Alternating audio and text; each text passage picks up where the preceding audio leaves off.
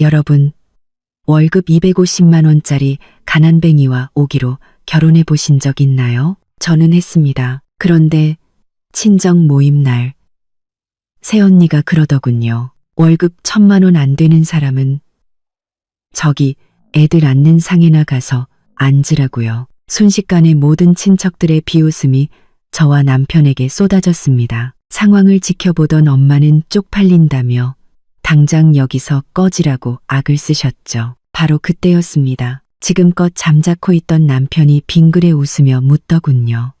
그럼 연봉 1,000억은 어디에 앉아야 합니까? 그날 밤 거만하던 새언니는 하루아침에 청소부로 강등되었고 모두가 경악을 금치 못했습니다. 세상의 모든 이야기, 잠 못 드는 당신의 이야기 친구, 여기는 이야기꾼입니다.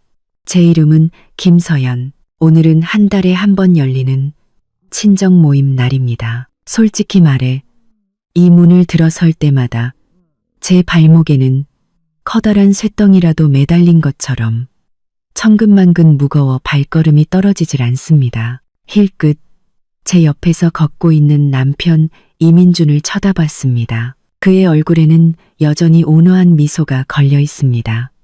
하늘이 무너져도 그걸 이불 삼아 덮고 잘 사람처럼 말이죠. 하지만 저는 알고 있습니다. 오늘 이 저녁 식사도 분명 편하게 넘어가진 못할 거라는 걸요. 역시나 소파에 엉덩이를 붙인 지 얼마 되지도 않아 새언니 박미영의 유난스러운 목소리가 거실을 울렸습니다. 새언니는 사촌 동생의 손을 붙잡고 침까지 튀겨가며 자랑을 늘어놓고 있었습니다. 어머, 우리 서준 씨가 올해 운이 좀 좋았잖아. 연봉이야 뭐 겨우 1억 정도지만 이번에 나한테 새 차 한 대 뽑아줬지 뭐야. 장 보고 애들 태우러 다닐 때 편하게 쓰라고 말이야. 새언니는 말끝마다 저와 민준을 흐깃거리며 곁눈질했습니다. 그 눈빛은 마치 날카로운 칼날 같았죠. 상석에 앉아 계시던 엄마는 얼굴에 웃음꽃이 활짝 피었습니다. 역시 우리 미영이가 복이 많아. 서준이가 능력이 있잖니. 누구처럼.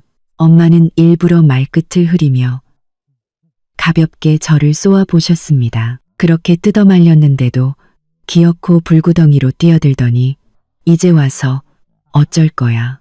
한 달에 250만 원 벌어서 뭘 어쩌겠다고. 그걸로 어디 나가서 밥이나 사 먹겠니? 저는 고개를 숙인 채 애꿎은 손톱만 잡아뜯었습니다.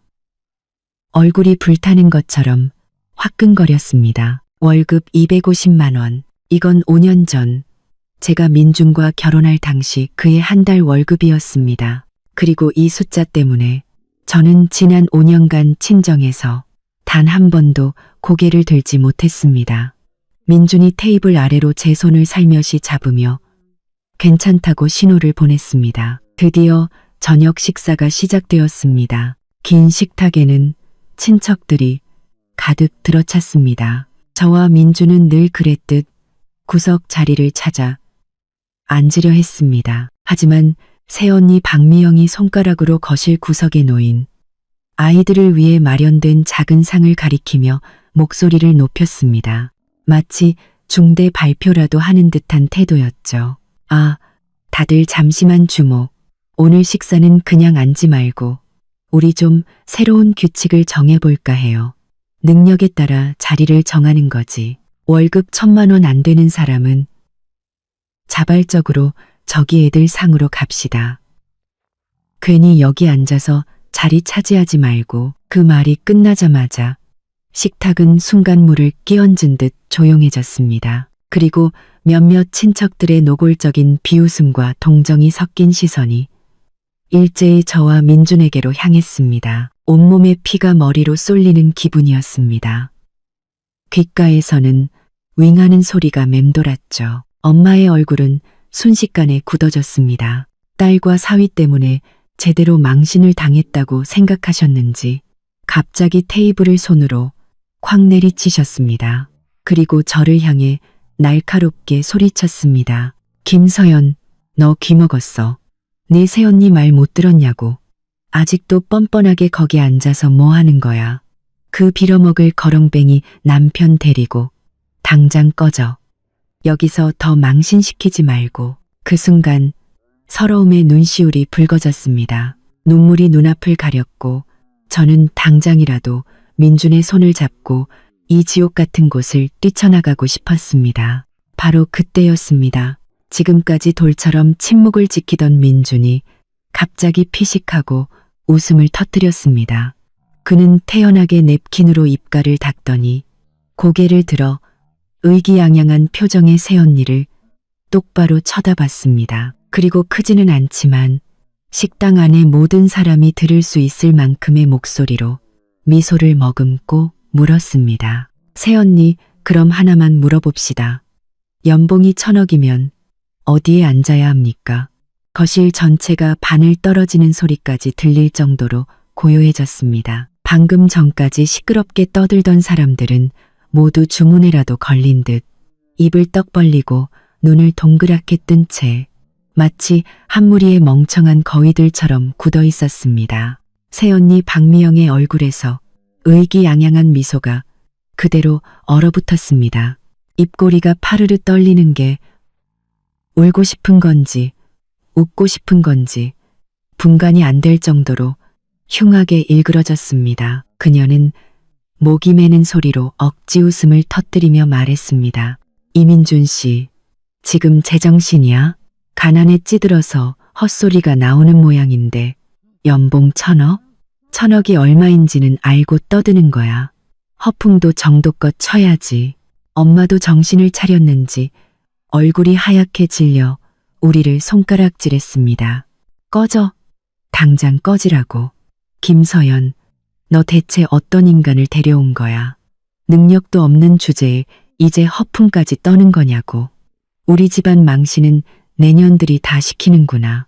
저는 심장이 북처럼 울리고 손바닥은 식은땀으로 축축했습니다. 민준의 옷소매를 몰래 잡아당기며 제발 그만하고 여기서 나가자고 신호를 보냈습니다. 하지만 민준은 오히려 제 손을 단단히 맞잡았습니다. 그의 손은 따뜻하고 마른 이상할 정도로 안정감이 느껴졌습니다. 그는 엄마와 새언니는 쳐다보지도 않고 그저 옅은 미소를 지었습니다. 그 미소에는 제가 이해할 수 없는 마치 연민과도 같은 감정이 섞여 있었습니다. 그는 태연하게 낡아서 색이 바랜 양복 안주머니에서 휴대폰을 꺼냈습니다. 그 휴대폰은 구형 모델이었고 액정에는 미세한 흠집까지 나 있었습니다. 그는 천천히 화면을 켜고 몇 번 터치하더니 상석에 앉아 굳은 얼굴로 아무 말 없던 저희 아버지께 휴대폰을 건넸습니다. 민준의 목소리는 여전히 차분했습니다. 아버님, 식견이 넓으시니 좀 봐주시겠습니까? 이게 MJ그룹 내부 지분 조회 화면입니다. 여기 나오는 지분율과 평가액을 따져보면 연간 배당금이 대충 그 정도 숫자가 나오는지 한번 확인해 주시죠. 아버지는 반신반의하며 휴대폰을 받아들고 미간을 찌푸린 채 화면을 들여다보셨습니다.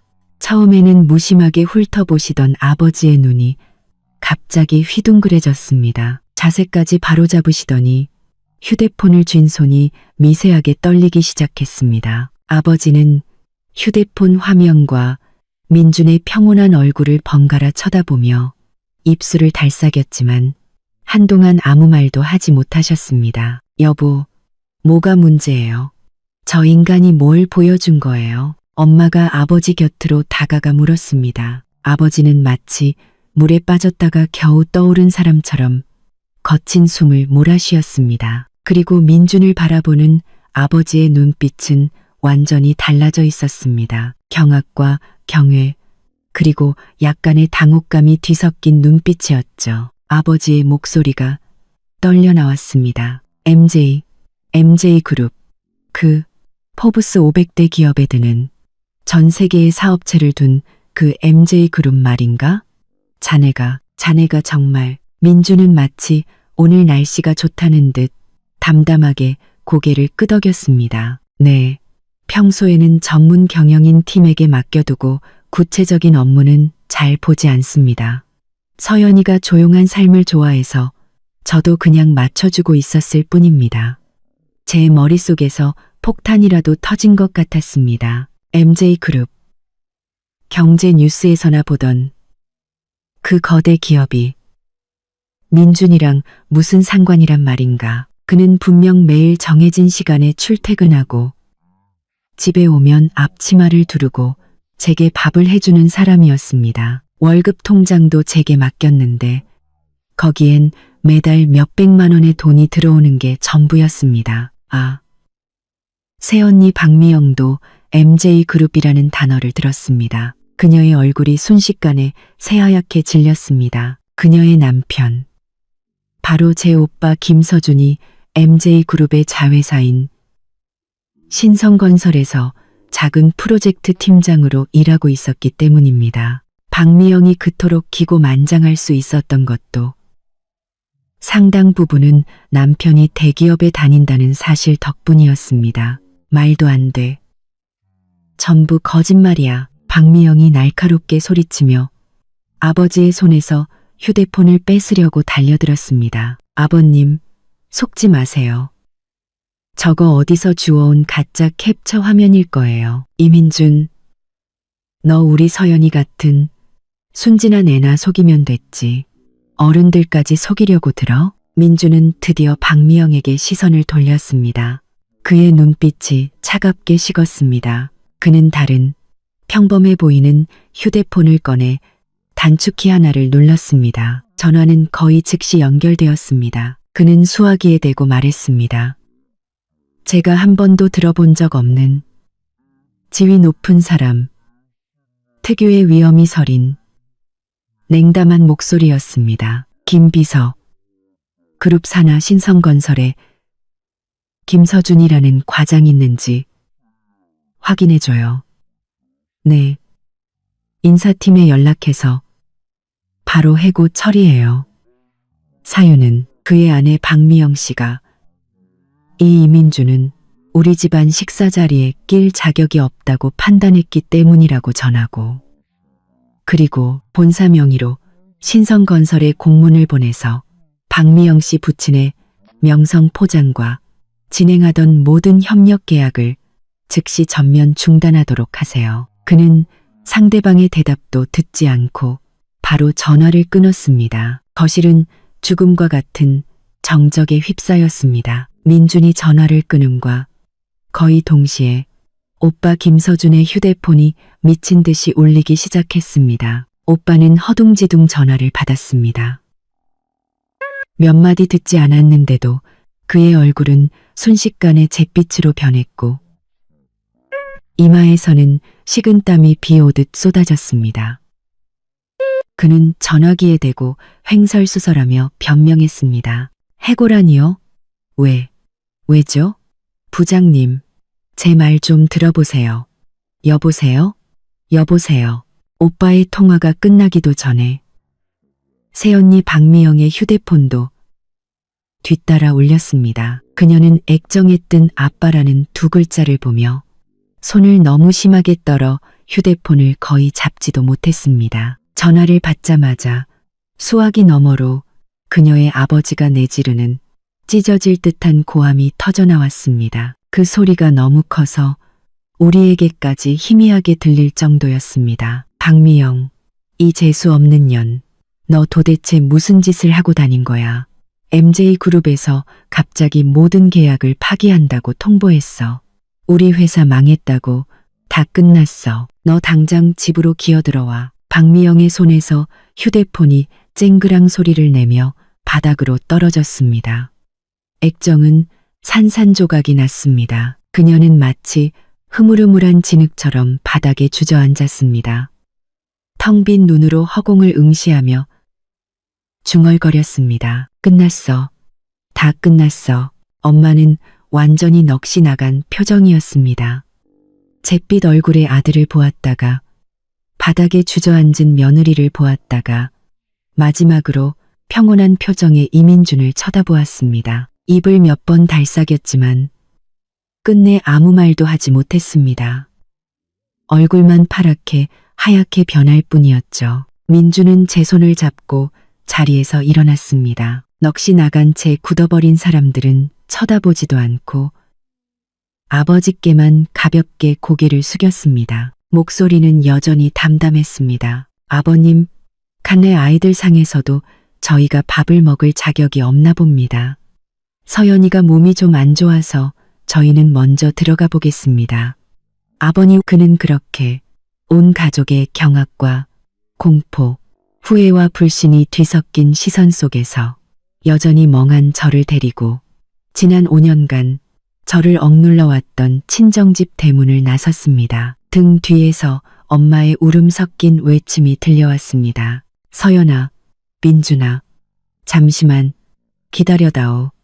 민주는 제 손을 잡고 낡고 평범해 보이는 그의 차까지 말없이 걸어갔습니다. 저녁바람이 얼굴에 차갑게 스쳤지만 제 머릿속은 여전히 혼란스러운 생각들로 가득했습니다. 방금 일어난 모든 일이 마치 한편의 황당한 꿈처럼 느껴졌습니다. 그는 제게 조수석 문을 열어주고 제가 머리를 부딪히지 않도록 차문 위쪽을 손으로 막아주었습니다. 지난 5년간 단 하루도 빼먹지 않았던 세심한 배려였습니다. 저는 기계적으로 차에 올라탔고 그가 차 앞을 돌아 운전석에 앉아 시동을 거는 모습을 멍하니 바라보았습니다. 엔진 소리는 아주 조용했고 차 안은 이상할 정도로 고요했습니다. 슬쩍 고개를 돌려 그를 보았습니다. 가로등 불빛이 그의 옆모습을 스쳐 지나갔습니다. 지난 5년간 봐왔던 익숙하고 각진 얼굴. 하지만 지금 이 순간 그의 얼굴이 너무나도 낯설게 느껴졌습니다. MJ그룹, 이민준. 이 두 단어가 머릿속에서 계속 맴돌 뿐 도저히 하나로 합쳐지지 않았습니다. 차는 부드럽게 도로에 합류했습니다. 하지만 우리가 새들어 살던 60제곱미터짜리 작은 집으로 가는 방향이 아니었습니다. 우리 어디 가는 거야? 저는 마침내 참지 못하고 메마른 목소리로 물었습니다. 민주는 앞을 보며 여전히 온화한 목소리로 대답했습니다. 집에? 저는 잠시 멈칫했습니다. 이 길은 우리 집 가는 길이 아닌데. 그가 고개를 돌려 저를 보며 미소 지었습니다. 그 미소에는 미안함과 쉽게 눈치챌 수 없는 피로감이 섞여 있었습니다. 서연아, 미안해. 오랫동안 너를 속였어. 이제 우리 진짜 집으로 가는 거야. 진짜 집. 저는 더욱 혼란스러워졌습니다.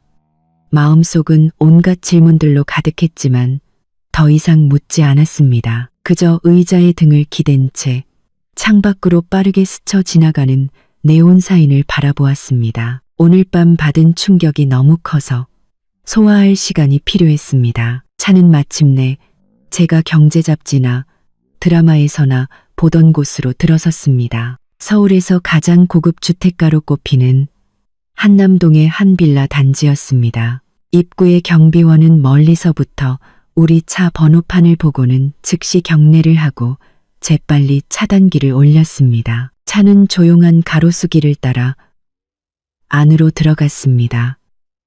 양옆으로는 하나같이 웅장하고 멋진 저택들이 늘어서 있었습니다. 마침내 차는 현대 미술관처럼 보이는 한 건물 앞에 멈춰 섰습니다. 거대한 철제 대문이 자동으로 천천히 열렸고 그 뒤로는 차를 수십 대는 좋게 댈 수 있는 넓은 정원이 펼쳐졌습니다. 저는 눈앞의 광경에 입을 떡 벌린 채 더듬거리며 물었습니다.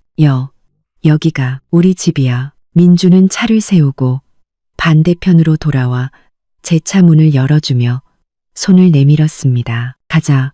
구경시켜줄게. 저는 꼭두각시 인형처럼 그의 손에 이끌려 믿을 수 없을 만큼 화려한 구리문 안으로 들어섰습니다. 현관은 우리가 전에 살던 집 거실보다도 넓었습니다. 크리스털 샹들리에가 부드러운 빛을 발하고 있었고 광택이 나는 대리석 바닥에는 사람의 모습이 그대로 비쳤습니다. 점잖게 차려입은 집사처럼 보이는 아저씨와 인상이 온화해 보이는 아주머니 한 분이 이미 문 앞에서 공손하게 우리를 기다리고 있었습니다. 우리를 보자 그들은 일제히 허리를 숙였습니다. 회장님, 사모님, 집에 오신 것을 환영합니다. 사모님, 저는 얼굴이 확 달아오르며 온몸이 불편해졌습니다. 민주는 그들에게 고개를 끄덕이며 소개했습니다. 여기는 최 집사님, 그리고 당신의 생활을 도와주실 오 아주머니야. 앞으로 집안일은 이분들께 직접 말하면 돼. 최 집사님과 오 아주머니는 공손했지만 그들의 눈빛에는 사람을 무시하는 기색이 전혀 없어서 제 마음도 조금은 편안해졌습니다. 민주는 제 손을 잡고 집안을 간단히 구경시켜 주었습니다. 저는 정말이지 이 집이 얼마나 크고 호화로운지 말로는 다 표현할 수가 없었습니다. 나선형 계단, 거대한 통유리창. 벽에는 제가 잘 알지는 못하지만 딱 봐도 비싸 보이는 유화들이 걸려 있었습니다. 그리고 벽 한 면을 가득 채운 책장에는 온갖 종류의 책들이 빽빽하게 꽂혀 있었습니다. 이것은 제가 집이라는 단어에 대해 가지고 있던 모든 상식을 뛰어넘는 광경이었습니다. 당신 정말. 저는 텅 비어 으스스하기까지 한 거실 중앙에 서서 마침내 제 목소리를 되찾았지만 무슨 말을 어떻게 해야 할지 몰랐습니다. 민주는 저를 푹신한 소파에 앉히고 오 아주머니에게 물 2잔을 가져오라고 했습니다. 그는 저를 바라보았습니다. 그의 눈빛은 죄책감으로 가득 차 있었습니다. 서연아, 사실 나는 MJ그룹의 창업자이자 최대 주주야. 미안해. 5년 동안 널 속였어. 왜? 저는 그를 바라보았습니다. 마음속은 만감이 교차했습니다. 속았다는 서운함, 진실을 알게 된 충격. 하지만 그보다 더 큰 것은 말로 표현하기 힘든 복잡한 감정이었습니다. 안들, 왜 평범한 직장인인 척했던 거야? 왜 나한테 숨겼어? 내가 친정에서 무시당하고 가난뱅이랑 결혼했다고 손가락질 받는 걸 보면서 그게 그렇게 재밌었어? 제 목소리에는 저도 모르게 울음이 섞여 나왔습니다. 지난 5년간 저는 그 때문에 얼마나 많은 배관시와 조롱을 견뎌야 했던가요. 심지어 부모님과의 관계마저 얼어붙었습니다. 저는 우리가 동고동락하는 부부라고 믿었습니다. 하지만 결국 모든 고통은 저 혼자 감당하고 있었던 것 같았습니다. 아니야, 서연아. 내 말 좀 들어봐. 민주는 제 손을 꽉 잡았습니다. 그의 눈빛은 간절하고 진실했습니다. 단 한 번도 재밌다고 생각한 적 없어. 오히려 정반대야. 네가 나 때문에 속상해하는 모습을 볼 때마다 내 마음은 칼로 베는 것처럼 아팠어. 그는 심호흡을 한 번 하고 이유를 설명하기 시작했습니다. 내가 MJ그룹을 창업한 건 너를 만나기 전이었어. 회사는 빠르게 성장했고 돈과 권력은 너무나 갑작스럽게 찾아왔지. 내 주변에는 온통 내 신분과 돈을 보고 접근하는 사람들 뿐이었어. 누가 진심이고 누가 거짓인지 알 수 없었고 너무 지치고 외로웠어. 그러다 5년 전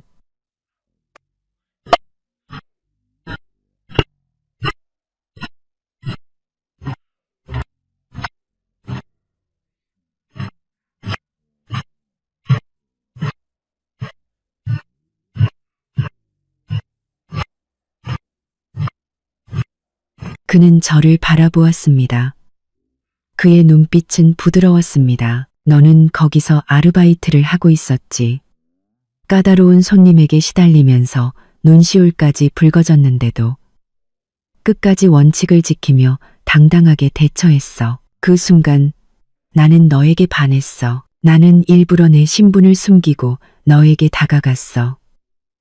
가장 평범하고 아무것도 없는 이민준의 모습으로 너를 만나고 싶었거든. 내 모든 배경을 걷어내고 오직 이민준이라는 한 사람으로서 순수한 사랑을 얻을 수 있을지 알고 싶었어. 그리고 우리는 연인이 되고 결혼했지. 지난 5년은 내 인생에서 가장 안정되고 행복한 시간이었어. 매일 퇴근하고 집에 돌아와 부엌에서 분주하게 움직이는 내 뒷모습을 보고 네가 해준 때로는 짜고 때로는 싱거운 음식을 먹고 그 작은 소파에 너와 함께 앉아 TV를 보는 그런 평범한 따뜻함은 돈으로는 절대 살 수 없는 것들이었어. 나는 진실을 말하는 순간 이 평온한 행복이 사라져 버릴까봐 두려웠어. 이기적인 마음으로 이 순수한 시간을 조금이라도 더 연장하고 싶어서 계속 숨길 수밖에 없었어. 그는 한숨을 쉬며 목소리를 낮췄습니다. 그리고 내 친정. 네가 얼마나 많은 상처를 받았는지 알아. 나도 수없이 나서서 진실을 밝히고 그들이 더는 너를 무시하지 못하게 만들고 싶었어. 하지만 네가 말은 안 해도 부모님의 인정을 얼마나 중요하게 생각하는지 알고 있었어. 내가 섣불리 신분을 공개하면 너와 가족들의 관계가 더 악화될 수도 있다고 생각했지. 네가 슬퍼할까봐. 그래서 나는 그저 참으면서 더 큰 사랑으로 너에게 보답하려고 노력할 수밖에 없었어. 그의 설명을 듣고 저는 멍해졌습니다. 지난 5년간의 가난과 서러움 뒤에 이런 이유가 숨어 있었다니. 그는 저를 비웃고 있었던 게 아니었습니다. 그는 그만의 방식으로 자신이 가장 소중하다고 여기는 것을 지키고 있었던 겁니다. 마음속의 서러움과 분노는 어느새 시큼하면서도 따뜻한 감정으로 바뀌어 갔습니다. 저는 눈앞에 이 남자를 바라보았습니다. 그는 재계를 뒤흔들 만큼의 부와 권력을 가졌지만 지난 5년간 기꺼이 저와 함께 작은 집에 살고 지하철을 타고 길거리 음식을 먹으며 저를 손안의 보물처럼 아껴주었습니다. 그럼 어제는 왜? 저는 그가 친정에서 했던 그 충격적인 한마디를 떠올렸습니다. 민준의 눈빛이 차갑게 식었습니다. 그 눈빛에는 거부할 수 없는 강인함이 서려 있었습니다. 인내에도 한계가 있으니까. 그들이 나를 모욕하는 건 참을 수 있어. 하지만 너를 그렇게 함부로 대하는 건 참을 수 없었어. 특히 내 어머니가 그 많은 사람들 앞에서 너에게 꺼지라고 소리치는 순간 나는 더 이상 참을 수가 없었어. 내 아내는 그런 취급을 받아서는 안 돼. 그는 저를 보며 조심스러운 말투로 다시 부드럽게 말했습니다. 서연아, 나를 용서해 줄 수 있겠어? 나의 이기심과 거짓말을. 저는 그의 익숙한 눈을 바라보았습니다. 그 안에는 미안함과 불안함, 그리고 저를 향한 숨길 수 없는 사랑이 가득했습니다. 지난 5년간의 모든 순간들이 마음속에 떠올랐습니다. 그가 제게 보여준 사랑은 너무나 진실했고 모든 사소한 순간에 배어 있었습니다. 가난한 신부는 거짓이었지만 우리 사이의 감정은 진짜였습니다. 저는 코를 훌쩍이며 일부러 굳은 표정을 지었습니다. 용서해 줄 수는 있지. 하지만 이민준 씨, 5년이나 날 속였는데 이 일을 그냥 넘어갈 수는 없지. 민준은 잠시 멈칫하더니 이내 그의 눈에 기쁨의 빛이 터져 나왔습니다. 그는 서둘러 물었습니다. 물론이지, 뭐든지 말만 해. 네가 화만 풀 수 있다면 뭐든지 할게. 저는 이 터무니없이 넓은 집을 가리키며 쏘아붙였습니다. 첫째로, 당신은 이 MJ그룹 회장님의 사모님 노릇을 어떻게 해야 하는지 시간을 내서 제대로 가르쳐줘야 할 거야. 그리고 이 집은 너무 넓어서 무서우니까 오늘 밤 당신은 내 옆방에서 날 지켜줘야 해. 민주는 처음에는 어리둥절한 표정을 짓더니 이내 웃음을 터뜨리며 힘차게 고개를 끄덕였습니다. 알겠습니다. 사모님 말씀대로 다 하겠습니다. 한 발짝도 떨어지지 않겠습니다. 안도의 한숨을 내쉬면서도 어딘가 바보처럼 해벌쭉 웃는 그의 모습을 보니 저도 모르게 웃음이 터져 나왔습니다. 바보처럼 해벌쭉 웃는 그의 모습을 보니 어쩌면 이렇게 다른 삶을 사는 것도 나쁘지 않을 것 같았습니다. 적어도 앞으로 다시 친정에 갈 때는 더 이상 고개를 숙이고 들어갈 필요는 없을 테니까요. 다만 지금쯤 친정은 어떤 난리가 나 있을지, 그리고 제 새언니 박미영은 정말로 청소부가 되었을지 궁금해졌습니다. 다음 날 아침 눈을 떴을 때 보인 것은 배드민턴이라도 쳐야 할 것처럼 높은 낯선 천장이었습니다. 몸 아래에는 제 몸 전체를 빨아들일 듯한 푹신한 매트리스가 있었습니다. 몇 초간 멍하니 있다가 저는 이곳이 제가 살던 작은 월세방이 아니라는 것을 깨달았습니다. 여기는 이민준, 아니, 제 남편 이민준의 궁전이었습니다. 저는 부드러운 슬리퍼를 신고 침실을 나섰다가 거울처럼 반짝이는 바닥에 미끄러질 뻔했습니다. 오 아주머니가 이미 문 앞에서 환하게 웃으며 기다리고 있었습니다. 사모님, 일어나셨어요? 아침 식사 준비됐습니다. 회장님께서 식당에서 기다리고 계세요. 식당.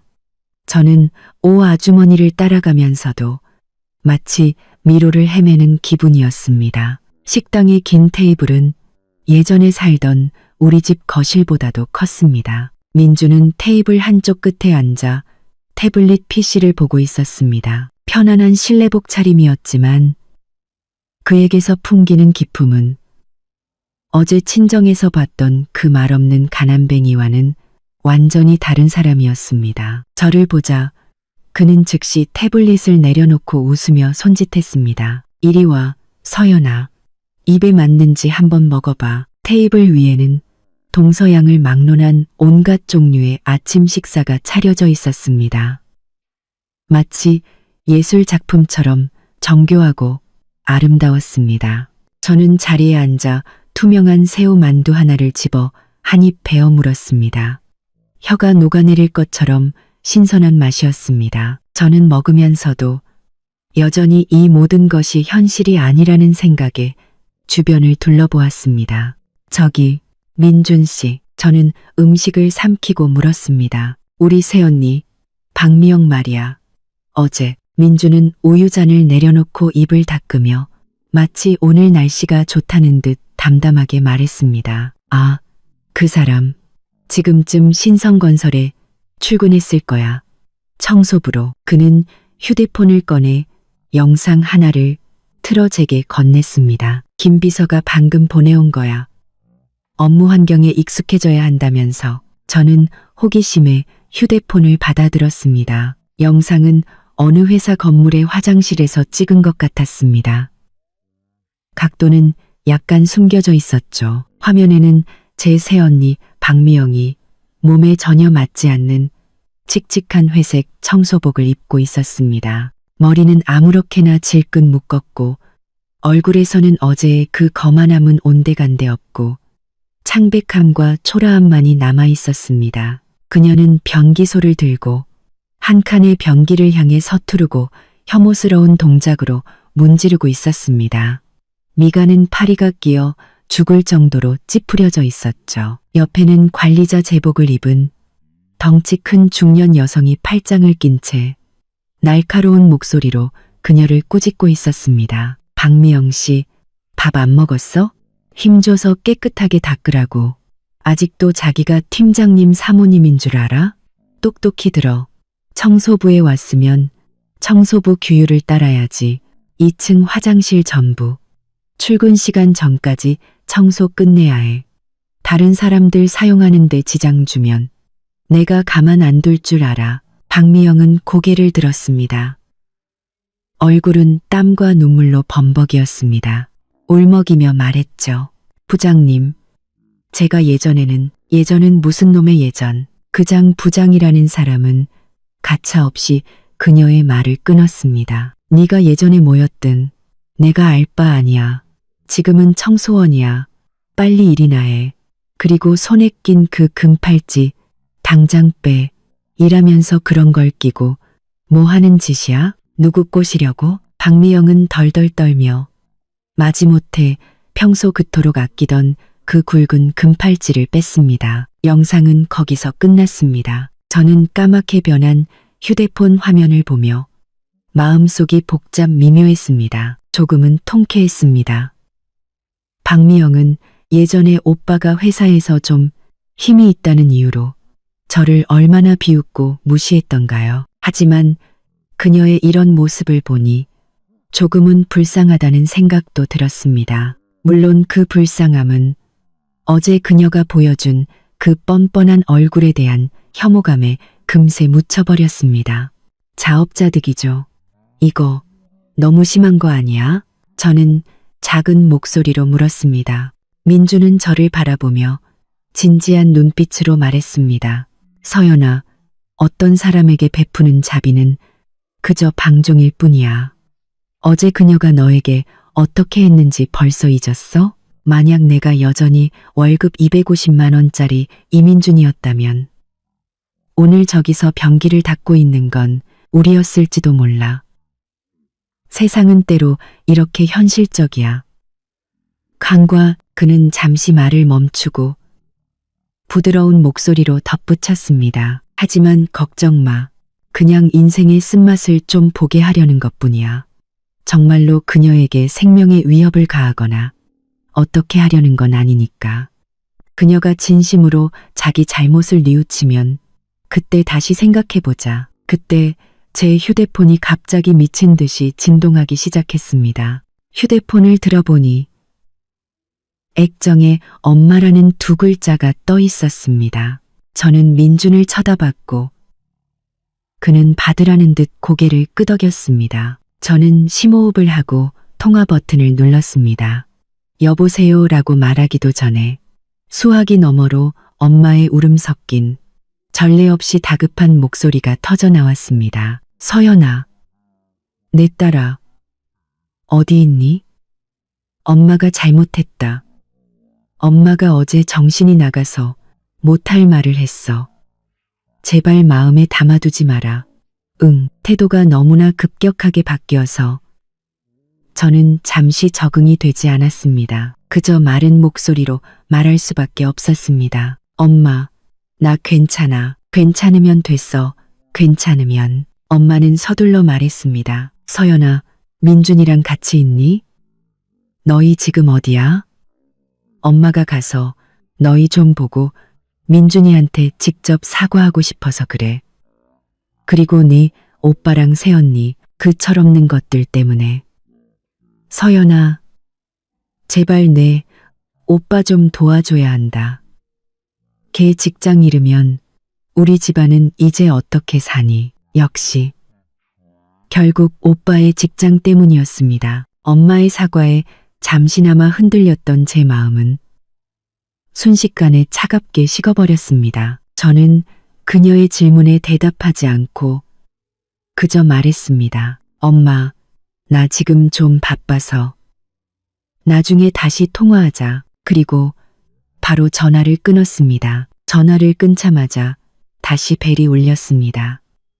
이번에는 아버지였습니다. 저는 받지 않고 바로 무음으로 전환했습니다. 그러자 이번에는 카카오톡 메시지가 미친 듯이 울리기 시작했습니다. 부모님뿐만 아니라 평소에는 거의 연락도 없던 몇몇 친척들까지 제가 어디에 있는지, 민준이 정말 그렇게 대단한 사람이 맞는지 아첨하는 말투로 물어왔습니다. 저는 계속해서 반짝이는 휴대폰 화면을 보며 갑자기 헛웃음이 나왔습니다. 어제까지만 해도 저는 그들에게 무시당하고 인연이라도 끊고 싶어 하던 가난한 친척이었습니다. 그런데 오늘 저는 그들이 어떻게든 잘 보이려고 애쓰는 대상이 되어 있었습니다. 민주는 제게 작은 만두 하나를 더 집어주며 말했습니다. 신경 쓰지 마. 밥부터 먹어. 오늘 뭐 하고 싶어? 집에서 쉴래? 아니면 내가 같이 나가서 쇼핑이라도 할까? 저는 휴대폰을 내려놓고 만두를 힘껏 베어 물었습니다. 터져나온 육즙이 조금 뜨거웠지만 아주 향긋했습니다. 저는 말했습니다. 나가지는 말고. 당신 어제 그랬잖아.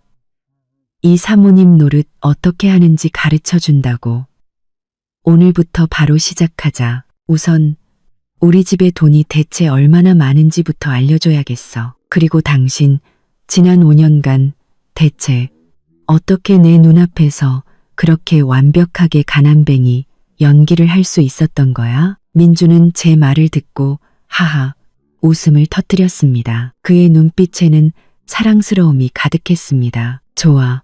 이 사모님, 제 일과 지금부터 시작합니다.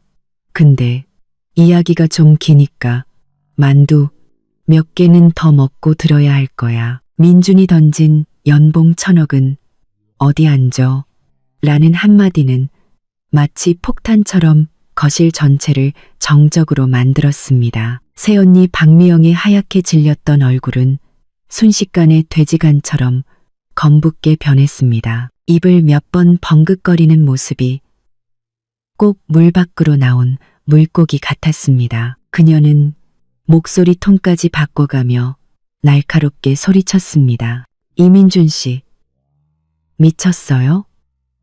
여기서 무슨 헛소리야. 엄마도 정신이 번쩍 들었는지 분노로 온몸을 떨며 우리를 손가락질했습니다.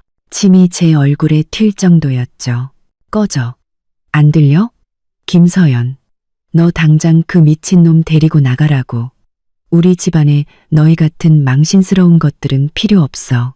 저는 머릿속이 윙윙 울리고 부끄러움과 당혹감, 그리고 민준의 말에서 오는 황당함에 어지러웠습니다. 저는 무의식적으로 그의 손을 잡고 이곳을 떠나려 했습니다. 단 1초도 더 머물고 싶지 않았습니다. 하지만 민준의 손은 제 손을 단단히 감싸주었습니다. 힘이 세지는 않았지만 이상하게도 제 불안한 마음을 진정시켜 주었습니다. 그는 엄마와 새언니의 고함은 무시한 채 평온한 눈빛으로 그들을 지나쳐 식탁에 앉은 후로 거의 말이 없던 아버지께 시선을 고정했습니다. 아버지는 은퇴한 회계사로 평생 숫자와 씨름하며 살아오신 고지식하지만 원리 원칙을 가장 중시하는 분이셨습니다. 민주는 낡은 양복 안주머니에서 휴대폰을 꺼냈습니다. 케이스가 달아빠진 그 휴대폰은 그가 방금 내뱉은 말과는 전혀 어울리지 않았습니다. 그는 화면을 몇 번 터치하더니 아버지께 휴대폰을 건넸습니다. 민준의 목소리는 여전히 높지 않았지만 모든 사람이 똑똑히 들을 수 있을 만큼 분명했습니다. 아버님은 재무 전문가시니 안목이 정확하시겠죠. 한번 봐주시겠습니까? 이게 MJ그룹 내부 지분 조회 화면입니다. 여기 나오는 지분율과 평가액을 따져보면 연간 배당금이 대략 1,000억 단위가 되는지 확인해 주십시오. 동간 배당금이 대략 1,000억 단위가 되는지 확인해 주십시오. 아버지는 처음에는 미간을 찌푸린 채 역력한 불쾌감을 드러내며 휴대폰을 받아들었습니다. 입으로는 지금 무슨 장난을 치는 거야 라고 중얼거리셨죠. 하지만 그의 시선이 화면에 닿는 순간 그는 마치 주문에 걸린 사람처럼 그 자리에 굳어버렸습니다. 그는 몸을 앞으로 확 숙였습니다. 코끝이 거의 화면에 닿을 정도였죠. 돋보기를 쥔 손은 주체할 수 없이 떨리기 시작했습니다. 그는 휴대폰을 보았다가 다시 고개를 번쩍 들어 민준을 쳐다보았습니다. 그의 눈빛은 극도의 경악과 불신으로 가득 차 있었습니다. 입술을 파르르 떨며 한참 만에 겨우 부서진 문장을 내뱉었습니다. MMJ그룹. 자네가 정말 이 회장. 이 회장이라는 두 글자는 마치 거대한 망치처럼 그곳에 있는 모든 사람의 심장을 내리쳤습니다. 박미영의 얼굴에서 핏기가 쏘아하고 사라졌습니다. 그녀는 날카롭게 소리쳤습니다. 말도 안 돼요. 아버님, 잘못 보신 거예요. 저거 분명히 위조한 거라고요. 이민준, 이 사기꾼. 그녀는 휴대폰을 빼앗아 확인하려는 듯 달려들었습니다. 바로 그때 날카로운 휴대폰 벨소리가 갑자기 울려 퍼졌습니다. 오빠, 김서준의 전화였습니다. 그는 허둥지둥 휴대폰을 꺼내 액정을 확인하더니 얼굴이 즉시 공손하고 긴장된 표정으로 변했습니다. 네, 부장님. 무슨 일이십니까? 수화기 너머의 목소리는 매우 컸고 노골적인 분노가 담겨 있어 우리에게까지 희미하게 들렸습니다. 김서준 씨, 당신 도대체 무슨 짓을 하고 다닌 거야? 본사에서 방금 통보가 내려왔어. 당신과의 근로계약을 즉시 해지하라고. 당신, 해고야. 짐 싸서 당장 나가. 오빠의 공손하던 얼굴은 순식간에 굳어지고 잿빛 절망으로 변했습니다. 그는 전화기에 대고 횡설수설했습니다. 부장님, 제 말 좀 들어보세요. 무슨 오해가 있으신 것 같은데. 저는 그의 말이 채 끝나기도 전에 박미영의 휴대폰도 마치 저승사자처럼 울리기 시작했습니다. 그녀는 액정에 뜬 아빠라는 글자를 보며 손을 너무 심하게 떨어 휴대폰을 거의 잡지도 못했습니다. 전화를 받자마자 그녀의 아버지가 내지르는 불호령 같은 고함이 수화기를 뚫고 거실 전체에 울려 퍼졌습니다. 박미영, 이 재수없는 년. 너 대체 누굴 건드린 거야? MJ그룹에서 방금 우리 명성포장과의 모든 계약을 전면 중단한다고 공식 통보했어. 내 수십 년 피땀이 전부 물거품이 됐다고. 너 당장 기어들어와. 박미영의 휴대폰이 쨍그랑 소리를 내며 바닥에 떨어졌고 액정은 산산조각 났습니다. 그녀는 다리에 힘이 풀려 그대로 바닥에 주저앉았습니다. 텅 빈 눈으로 허공을 응시하며 끝났어. 다 끝났어라고 반복해서 중얼거렸습니다. 방금 전까지 기세등등하던 엄마는 이제 넋이 나간 사람 같았습니다. 잿빛 얼굴의 아들을 보았다가 바닥에 주저앉은 며느리를 보았다가 마지막으로 태연한 표정의 민준에게 시선을 옮겼습니다. 입을 몇 번 벙긋거렸지만 끝내 아무 말도 하지 못했습니다. 얼굴색만 파랗게 질렸다. 하얗게 변했다를 반복할 뿐이었죠. 민준은 그제야 제 손을 잡고 일어섰습니다. 그는 넋 나간 채 굳어버린 사람들은 쳐다보지도 않고 아버지께만 가볍게 고개를 숙였습니다. 아버님, 이만하면 식사는 다 한 것 같습니다. 서연이가 몸이 좀 안 좋아서 저희는 먼저 들어가 보겠습니다. 그는 그렇게 죽음과 같은 정적 속에서 경악과 공포, 후회가 뒤섞인 수많은 시선을 받으며 저를 데리고 한 걸음 한 걸음 문을 향해 걸어나갔습니다. 엄마가 정신을 차렸는지 울음 섞인 목소리로 외쳤습니다. 서연아, 민준아, 너희 가지 마라. 민준은 마치 듣지 못한 것처럼 걸음을 멈추지 않았습니다. 그의 손에 잡힌 제 손바닥이 조금 아팠지만 이상하게도 지난 5년간 친정에서 억눌려왔던 마음은 이 혼란 속에서 전례 없는 안정감을 느꼈습니다. 민준은 그의 지나치게 평범한 차를 몰아 지난 5년간 저를 숨막히게 했던 그 동네를 벗어났습니다. 창밖에 네온 사인이 빠르게 뒤로 스쳐 지나가며 그의 옆얼굴을 비췄습니다. 저는 의자에 등을 기댄 채 방금 벌어진 그 충격적인 반전을 머릿속에서 계속 되감았습니다. 마치 한 편의 황당한 영화를 본 것 같았고 제가 그 영화의 여주인공이라는 사실이 믿기지 않았습니다. 차는 마침내 제가 꿈에서도 가본 적 없는 곳, 서울에서 가장 고급스러운 한남동의 빌라 단지로 들어섰습니다. 웅장한 대문과 공손하게 경례하는 경비원을 보고 나서야 저는 지난 5년간 낡은 차를 몰고 60제곱미터짜리 월세방에서 저와 함께 살았던 이 남자가 정말 평범한 사람이 아니라는 것을 실감했습니다. 우리 여기 사는 거야. 저는 밤의 어둠 속에서 미술관처럼 빛나는 건물을 보며 붕 뜬 목소리로 물었습니다. 응, 집에 온 거야. 민주는 차를 세우고 반대편으로 돌아와 제게 문을 열어주었습니다. 그의 행동은 여전히 세심하고 다정했습니다. 그는 제 손을 잡고 묵직한 구리문 안으로 들어섰습니다. 현관은 제가 전에 살던 집 전체를 넣고도 남을 만큼 넓었습니다. 부드러운 크리스털 조명 아래 단정하게 차려입은 집사님과 아주머니가 이미 우리를 기다리고 있었습니다. 회장님, 사모님, 어서 오십시오. 저는 온몸이 불편하고 손발을 어디에 둬야 할지 몰랐습니다. 민주는 최 집사님과 저를 돌봐줄 오아주머니를 간단히 소개하고 저를 데리고 집 구경을 시켜주었습니다. 정말이지, 저는 마치 시골쥐가 도시에 온 것처럼 보는 것마다 신기하고 놀라웠습니다. 집은 너무 커서 말소리가 울릴 정도였고 인테리어는 제가 가본 어떤 명품 매장보다도 고급스러웠습니다. 당신, 정말. 저는 거실 중앙에 서서 통유리창 너머로 끝없이 펼쳐진 정원의 야경을 보며 마침내 다시 물었습니다. 민주는 저를 푹신한 소파에 앉혔습니다.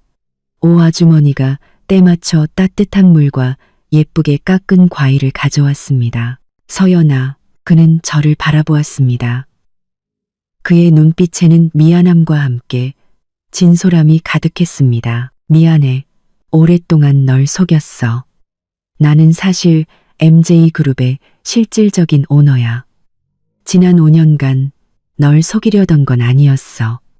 단지 너와 함께하는 평범한 일상이 너무나 소중했을 뿐이야. 그는 젊은 시절 창업에 성공한 후 너무나 갑작스럽게 찾아온 부와 명성 때문에 주변에 아첨하는 사람들만 가득했고 그로 인해 지치고 외로웠다고 천천히 설명했습니다. 그러다 저를 만났고 꾸밈 없는 제 모습에 끌렸지만 자신의 신분이 우리 사이의 벽이 될까 두려워 숨길 수밖에 없었다고 했습니다. 지난 5년은 내 인생에서 가장 안정되고 행복한 시간이었어. 그는 제 손을 잡고 진지하게 말했습니다. 매일 퇴근하고 집에 돌아와 불 켜진 집에서 나를 기다리는 너를 보고 네가 해준 밥을 먹고 그냥 소파에 같이 앉아 TV를 보는 것만으로도 그 따뜻함은 돈으로는 절대 살 수 없는 것이었어. 나는 이기적인 마음에 이 순수함을 잃고 싶지 않아서 계속 말하지 못했어. 그래서 너에게 많은 상처를 줬지. 정말 미안해. 그의 설명을 들으며 저는 속았다는 서운함보다 복잡한 감정에 휩싸였습니다. 이런 비밀을 안고 5년을 살았을 그에 대한 안쓰러움, 그리고 그가 나를 비웃은 게 아니었다는 안도감, 그리고 무엇보다도 그가 사랑한 것은 돈이나 배경이 아닌 오직 김서연이라는 한 사람이었다는 확신에서 오는 깊은 안도감이었습니다. 그럼 어제는 왜? 저는 그가 했던 충격적인 고백을 떠올렸습니다. 민준의 눈빛이 순간 차갑게 식었습니다. 그들이 내 마지막 선을 넘었으니까 나를 모욕하는 건 참을 수 있어. 하지만 너를 그렇게 함부로 대하는 건 참을 수 없어. 그들이 내 마지막 선을, 특히 내 어머니가 너에게 꺼지라고 소리치는 순간 나는 더는 참을 수 없었어. 그는 다시 부드러운 목소리로 물었습니다. 서연아, 나를 용서해 줄 수 있겠어? 저는 그의 익숙한 눈을 바라보았습니다. 그 안에는 조심스러움과 기대가 가득했습니다. 지난 5년간 그가 제게 보여준 사랑은 진짜였습니다. 저는 코를 훌쩍이며 일부러 굳은 표정을 지었습니다. 용서해 줄 수는 있지. 하지만 이민준 씨, 5년이나 날 속였는데 이 빚은 제대로 갚아야 할 거야. 민주는 잠시 멈칫하더니 즉시 고개를 끄덕였습니다. 물론이지.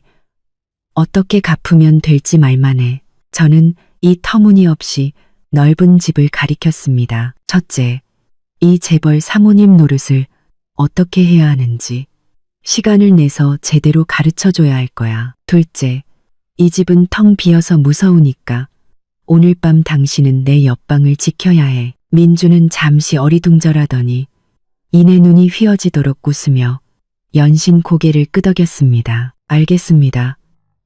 사모님 말씀대로 다 하겠습니다.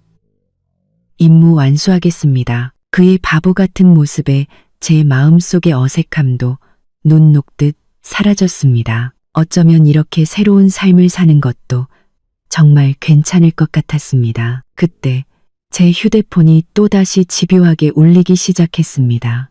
액정에는 아버지와 어머니, 그리고 오빠와 몇몇 친척들의 이름이 번갈아가며 떠올랐습니다. 저는 그 반짝이는 이름들을 보며 갑자기 씁쓸하면서도 통쾌한 기분이 들었습니다. 민주는 제 휴대폰을 가져가더니 바로 무음으로 바꾸고 소파 위에 뒤집어 놓았습니다. 신경 쓰지 마. 내일 얘기하자. 오늘 밤은 우리 둘만의 시간이야. 그는 잠시 말을 멈추고 눈을 반짝이며 말했습니다. 이 사모님, 제 일과 지금부터 시작합니다. 우선 당신의 그 낡은 옷들부터 좀 바꿔야겠어. 내일 몇몇 브랜드 사람들을 집으로 불러줄게. 그리고 둘째, 당신은 이제 친정의 손님으로 가는 게 아니라 시찰하러 가는 거라는 걸 명심해야 해. 시찰? 제가 눈을 깜빡였습니다. 응. 민준의 입가에 의미심장한 미소가 걸렸습니다. 예를 들면 내 새언니 박미영 씨가 새로운 직장에 잘 적응하고 있는지 보러 가는 거지. 청소복을 입고 변기를 닦는 박미영의 모습, 그리고 내일 마주하게 될지도 모를 엄마와 오빠의 애원을 생각하니 두렵기는커녕 오히려 은근한 기대감마저 생겼습니다. 그래, 오늘부터 나 김서연은 더 이상 누구에게나 무시당하고 조롱받던 가난한 집딸이 아니다. 그들이 직접 시작한 이 연극의 막은 이제 막 올랐을 뿐이다. 저는 민준을 보며 고개를 끄덕였습니다. 좋아. 내일 우리 시찰하러 가자. 중략 2부. 차는 동네를 벗어났습니다. 차 안은 에어컨 소리만 조용히 들릴 뿐 고요했습니다. 저는 의자에 등을 기댄 채 화려하게 빛나는 거리 풍경을 보며 마치 기이한 꿈을 꾼 것 같다고 생각했습니다. 아직도 손발이 조금 떨렸습니다. 민주는 한 손으로 운전대를 잡고 다른 손을 뻗어 제 손등을 부드럽게 감쌌습니다. 그의 따뜻한 손바닥이 제 차가운 손끝의 온도를 되찾아 주었습니다. 놀랐지? 그가 옆을 보며 미안한 목소리로 물었습니다. 저는 고개를 저었다가 다시 끄덕였습니다. 제 자신도 모순적이라고 생각했죠. 그냥 현실 같지가 않아. 당신이랑 MJ그룹이라니 아직도 남의 얘기를 듣는 것 같아. 민주는 웃으며 제 손을 꼭 잡았습니다. 미안해, 서연아. 앞으로는 절대 이런 일 없을 거야. 모든 일 너와 함께 마주할게.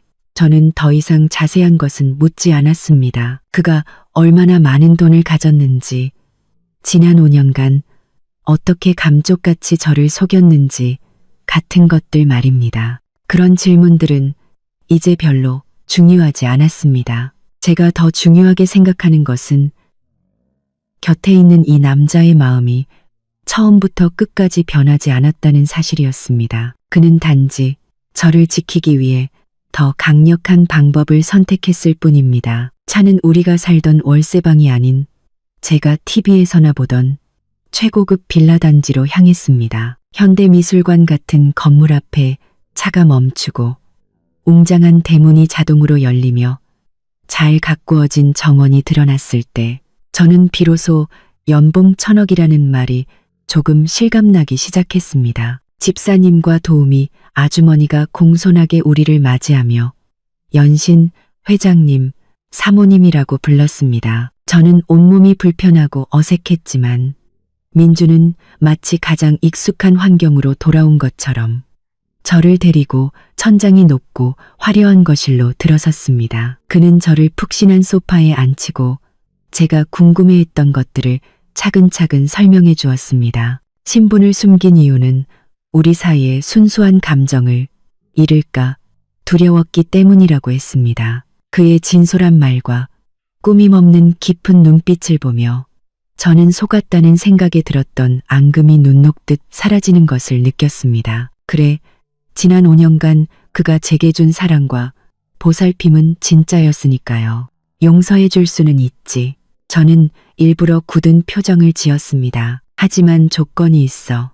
민주는 즉시 자세를 바로잡았습니다. 사모님, 말씀하십시오. 첫째, 이 사모님 노릇을 어떻게 해야 하는지 빨리 가르쳐줘야 해. 나가서 당신 망신시키지 않게. 둘째, 이 집은 너무 넓어서 무서우니까 오늘 밤 당신은 내 옆방을 지켜야 해. 민주는 잠시 어리둥절하더니 이내 눈가에 깊은 웃음이 번졌습니다. 알겠습니다. 사모님 말씀대로 다 하겠습니다. 상시 대기하겠습니다. 그의 모습에 저도 웃음이 터졌습니다. 어쩌면 새로운 삶은 생각만큼 무섭지 않을지도 모릅니다. 바로 그때 제 휴대폰이 또다시 미친 듯이 진동했습니다. 액정에는 엄마의 이름이 집요하게 반짝이고 있었습니다. 저는 민준을 쳐다봤고 그는 스스로 처리하라는 듯 고개를 끄덕였습니다. 저는 심호흡을 하고 전화를 받았습니다. 스피커폰은 켜지 않았습니다. 수화기 너머로 즉시 엄마의 울음 섞인 전례 없이 다급한 목소리가 터져나왔습니다. 서연아, 내 딸아, 드디어 전화를 받는구나. 어디 있니? 엄마가 잘못했다. 엄마가 어제 정신이 나가서 못할 말을 했어. 제발 엄마 화내지 마라. 응? 엄마가 사과할게. 무릎이라도 꿇을게. 어제 저를 향해 꺼지라고 소리치던 어머니와는 전혀 다른 비굴할 정도로 아첨하는 목소리였습니다. 제 마음속은 시큼하고 씁쓸했지만 그보다 더 큰 것은 냉소였습니다. 저는 평온하게 입을 열었습니다. 엄마, 나 괜찮아. 괜찮으면 됐어. 괜찮으면. 엄마는 서둘러 말했습니다. 목소리에는 아첨하는 기색이 역력했죠. 서연아, 민준이랑 같이 있니? 너희 지금 어디야? 엄마가 가서 너희 좀 보고 민준이한테 직접 사과하고 싶어서 그래. 그리고 내 오빠랑 새언니, 그 철없는 것들 때문에. 서연아, 제발 내 오빠 좀 도와줘야 한다. 걔 직장 잃으면 우리 집안은 이제 하늘이 무너지는 거야. 내 아빠는 혈압 올라서 쓰러지셨다고. 역시 결국 오빠의 직장 문제였습니다. 혈육의 정 때문에 잠시나마 피어올랐던 한 가닥의 연민이 순식간에 차갑게 식어버렸습니다. 저는 그녀의 질문에 대답하지 않고 담담하게 말했습니다. 엄마, 나 지금 좀 피곤해서 쉬고 싶어. 무슨 일이든 내일 다시 얘기하자. 그리고 그녀가 다시 입을 열기 전에 전화를 끊어버렸습니다. 전화가 끊기자마자 다시 벨이 울렸습니다. 이번에는 아버지였습니다. 저는 받지 않고 바로 무음으로 바꿨습니다. 그러자 카카오톡 메시지가 연달아 날아오기 시작했습니다. 부모님뿐만 아니라 평소에는 거의 왕래도 없던 친척들까지 모두가 조심스럽게 떠보며 아첨하는 말투로 메시지를 보내왔습니다. 저는 휴대폰 화면을 끄고 소파 위에 뒤집어 놓았습니다. 세상이 조용해졌습니다. 민주는 저를 바라보며 눈빛으로 제 의사를 물었습니다. 저는 그를 향해 웃어 보였습니다. 그 미소에는 안도감과 함께 차가운 결단이 섞여 있었습니다. 내일 오빠 회사에 시찰이나 한번 가볼까? 새언니가 새로운 직장에 잘 적응하고 있는지도 좀 보고. 민준의 입가에 모든 것을 이해했다는 듯한 미소가 걸렸습니다. 그는 고개를 끄덕였습니다. 그의 눈빛은 날카로웠습니다. 좋아. 전부 당신 뜻대로. 이제 그들에게 현실을 똑똑히 알려줄 때가 됐지. 그날 밤 저는 구름처럼 푹신한 침대에서 이상할 정도로 편안하게 잠들었습니다. 다음 날 저는 늦잠을 자고 일어났습니다. 거대한 통유리 창으로 햇살이 쏟아져 들어와 따뜻했습니다. 오 아주머니가 정성껏 차려주신 아침 식사를 하고 있는데 민준이 전화를 한 통 받았습니다. 최 집사님이었습니다. 문 밖에 저희 부모님과 오빠 부부가 찾아왔다고 했습니다. 민준은 저를 보며 눈빛으로 제 의사를 물었습니다. 저는 우유잔을 내려놓고 입을 닦았습니다. 올 것이 왔구나. 피할 수도 없고 피할 생각도 없었습니다. 응접실에서 기다리시라고 해. 저는 민준에게 말했습니다. 저와 민준은 천천히 아침 식사를 마치고 차까지 한 잔 마신 후에야 시간이 되었다는 듯 일어나 응접실로 향했습니다. 응접실은 꽤 넓었습니다. 아버지, 어머니, 오빠 김서준, 그리고 새언니 박미영, 네 사람이 방 한가운데 불안하게 서 있었습니다. 소파에는 감히 앉지도 못한 채 말이죠. 박미영은 아직도 어제 입었던 그 칙칙한 회색 청소복 차림이었습니다. 머리는 헝클어져 있었고 얼굴에는 미처 닦지 못한 얼룩까지 남아 있었습니다. 고개를 푹 숙인 채 쥐구멍에라도 숨고 싶은 표정이었습니다. 우리가 들어서는 것을 보자마자 엄마는 얼굴에 제가 한 번도 본 적 없는 아첨에 가까운 미소를 지으며 다가왔습니다. 서연아, 민준아, 일어났구나. 아침은 먹었고 아버지도 손을 비비며 감출 수 없는 어색함과 아첨이 섞인 표정으로 말했습니다. 민준아, 어제는 정말 미안했네. 우리가 눈이 삐었지. 제발 마음에 담아두지 말게. 오빠 김서준은 얼굴이 잿빛이었고 눈 밑은 시커멓게 변해 있었습니다.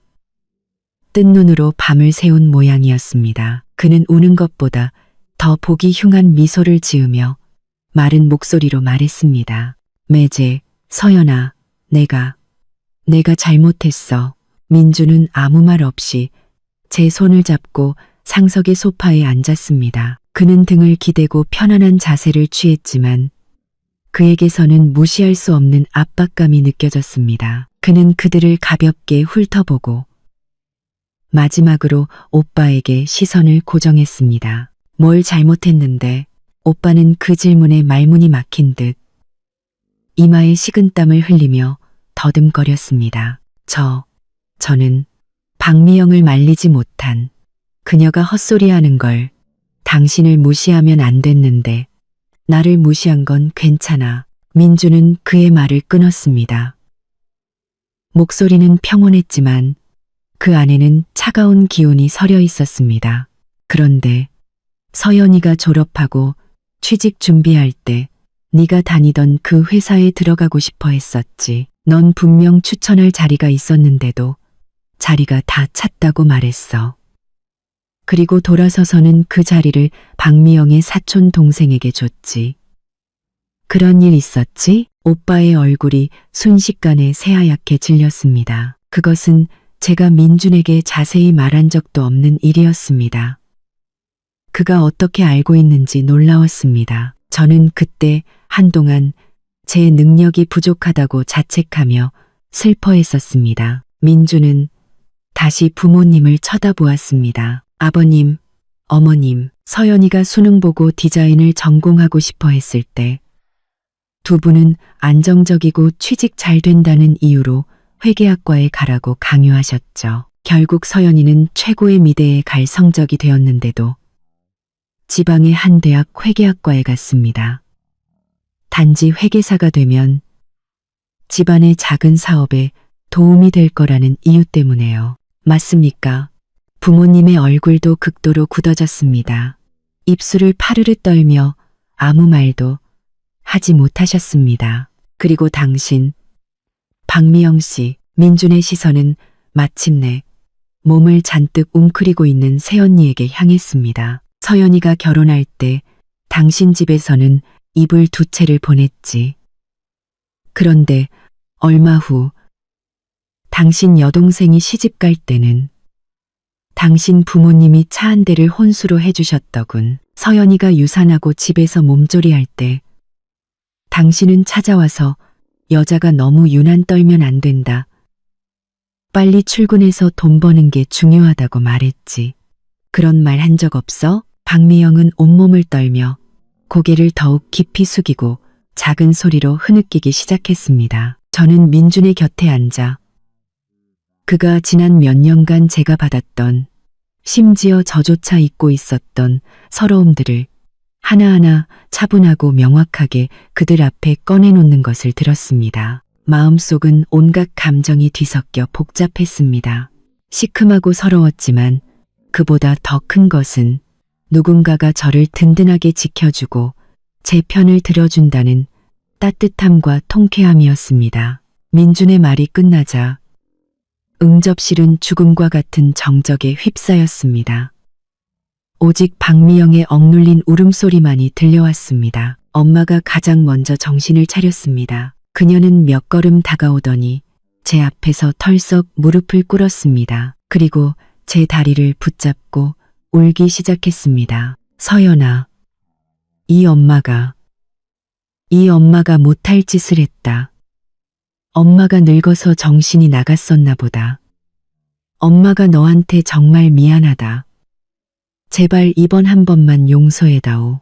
앞으로는 널 조상님처럼 모실게. 네 오빠. 직장은 잃으면 안 된다. 그럼 우리 집안은 정말 끝장이야. 그럼 우리 집안은 정말 끝장이야. 그럼 우리 집안은 정말 끝장이야. 그럼 우리 집안은 정말 끝장이야.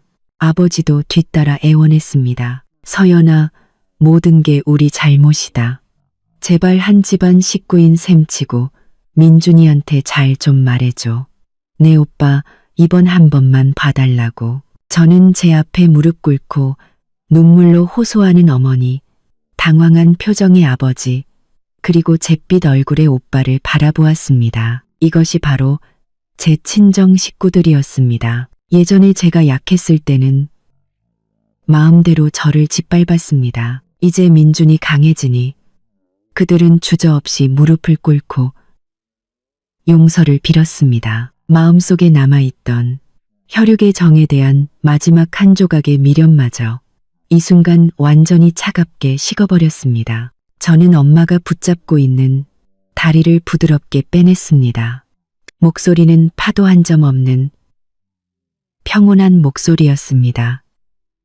그런 엄마, 일단 일어나세요. 바닥이 차가워요. 엄마는 잠시 멈칫하더니 아버지와 오빠의 부축을 받아 일어섰습니다. 그리고 저를 기대에 찬 눈으로 바라보았습니다. 저는 그들을 보며 한 글자 한 글자 또박또박 말했습니다. 오빠의 직장 문제는 민준이 회사 일이라 제가 끼어들 수 없어요. 그리고 용서라. 어제 저한테 꺼지라고 하셨을 때 우리가 한 가족이라는 생각은 해보셨나요? 말을 마친 후 저는 자리에서 일어나 민준에게 말했습니다. 나 좀 피곤해. 방에 들어갈래. 민준은 고개를 끄덕이며 저를 따라 일어섰습니다. 제 허리를 감싸 안고 그 자리에 굳어있는 네 사람에게는 눈길 한 번 주지 않은 채 저를 데리고 응접실을 나섰습니다. 문가에 다다랐을 때 등 뒤에서 오빠의 울음 섞인 절규가 들려왔습니다. 서연아, 동생아, 너 이렇게까지 잔인하게 굴면 안 돼. 울며 불며 매달리는 친정 식구들을 보내고 나니 응접실은 마침내 조용해졌습니다. 민주는 제 허리를 감싸 안고 낮은 목소리로 물었습니다. 마음 아파? 저는 고개를 저으며 솔직하게 말했습니다. 처음에는 조금 그랬는데 지금은 괜찮아. 그냥 좀 허무하다. 예전에는 그렇게 그들의 인정을 받고 싶었는데 결국 그 다정한 가면 뒤에는 계산과 속물 근성뿐이었네. 민주는 이해한다는 듯 제 등을 토닥였습니다. 가치 없는 사람들 때문에 마음 아파하는 게 진짜 감정 낭비야. 자, 기분 전환하러 가자. 그는 운전기사를 부르지 않고 직접 차를 몰아 저를 데리고 나섰습니다. 차는 도심의 번화가가 아닌 엄숙하고 푸른 나무가 우거진 큰 부지 안으로 들어섰습니다. 마침내 웅장한 오피스 건물 앞에 차가 멈췄습니다. 건물 꼭대기에는 MJ그룹 본사라는 글자가 선명하게 빛나고 있었습니다. 저는 민준을 따라 회전문을 통과했습니다.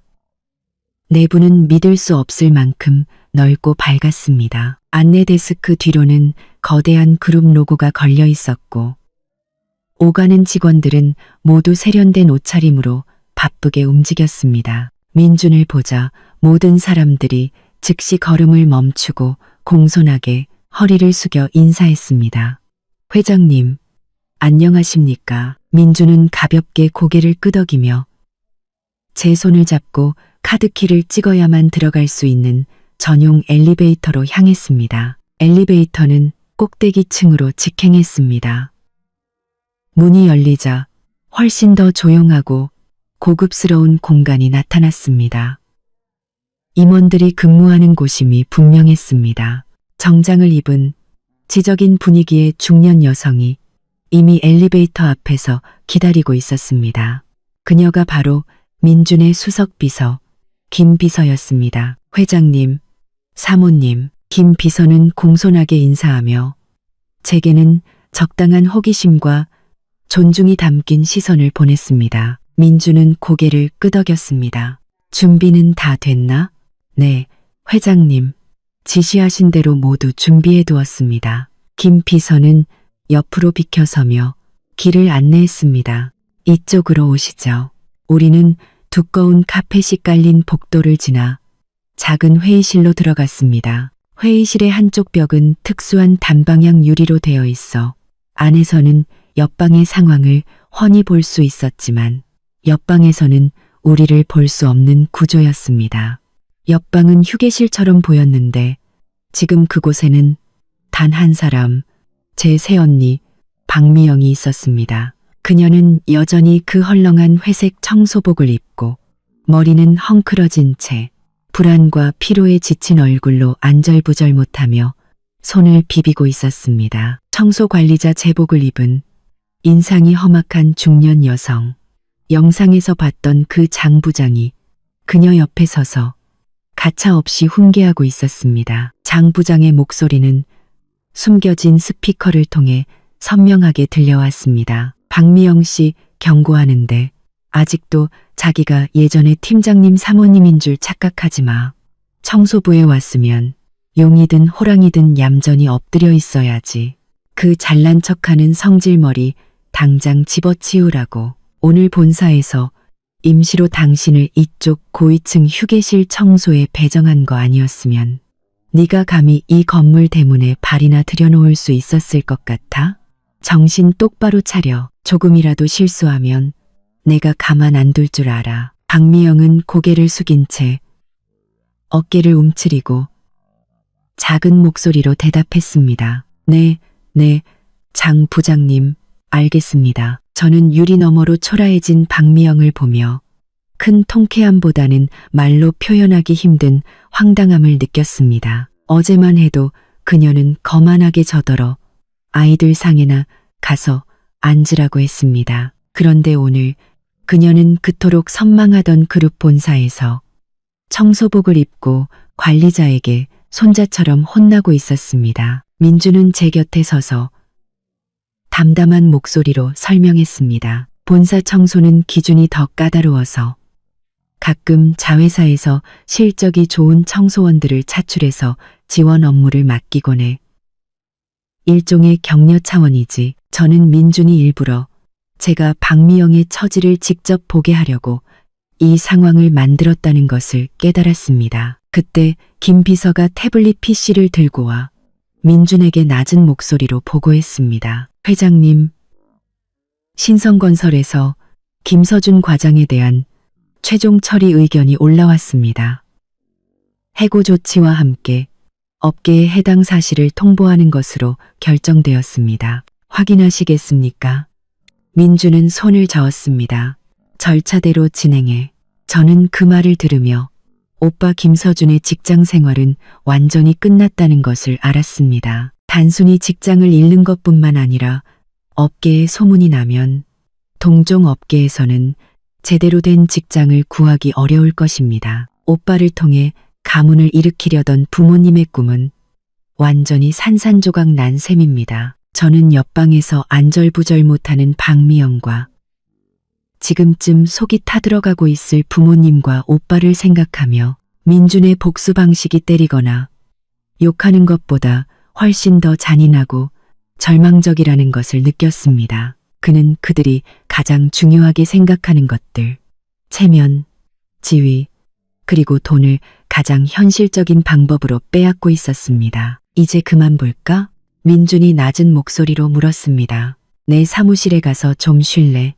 아니면 김 비서한테 그룹 브랜드 쇼룸 구경이라도 시켜달라고 할까?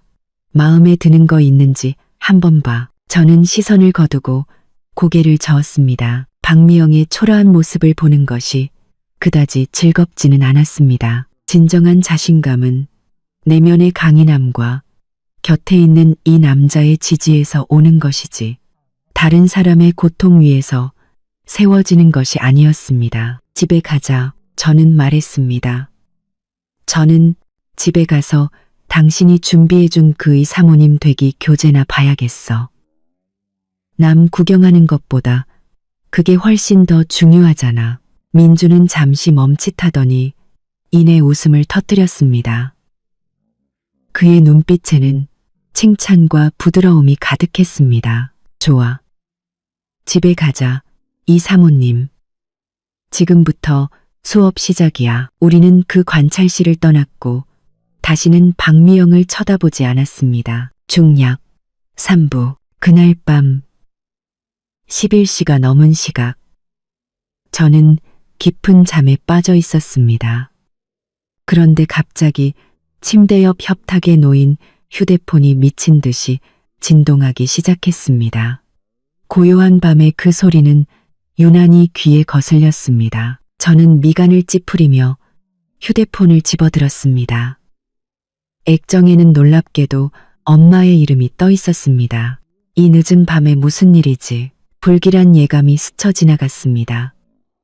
저는 잠시 망설이다가 결국 통화 버튼을 눌렀습니다. 하지만 수화기 너머로 들려온 것은 엄마의 목소리가 아니었습니다. 거칠고 흉악한 낯선 남자의 목소리였습니다. 배경에서는 시끄러운 소음과 함께 희미한 울음소리와 애원소리가 들려왔습니다. 김서연 씨 맞나? 남자의 말투는 매우 무례했습니다. 저는 심장이 덜컥 내려앉았지만 애써 침착함을 유지하며 물었습니다. 누구시죠? 내 오빠 김서준이 우리 용 형님한테 5억을 빌려갔어. 이자까지 합쳐서 지금 8억이야.